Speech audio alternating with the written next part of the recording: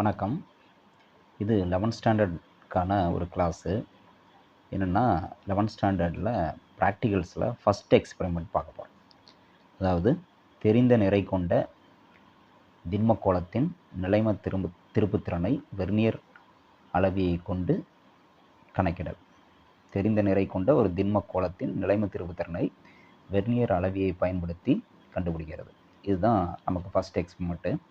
இந்த எக்ஸ்பெரிமெண்ட்டு எப்படி பண்ணுறது, எப்படி ரீடிங் எடுக்கிறது, எப்படி கேல்குலேஷன் போடுறது அப்படிங்கிறத டீட்டெயிலாக இப்போ நம்ம பார்க்க போகிறோம். இப்போ முதல்ல தெரிந்த நிறை கொண்ட திண்மக்கோளம்னா என்ன அப்படின்னா, இப்போ இங்கே பாருங்கள், இதுதான் வந்து திண்மக்கோளம் அப்படின்னு சொல்கிறது. இது வந்து ஒரு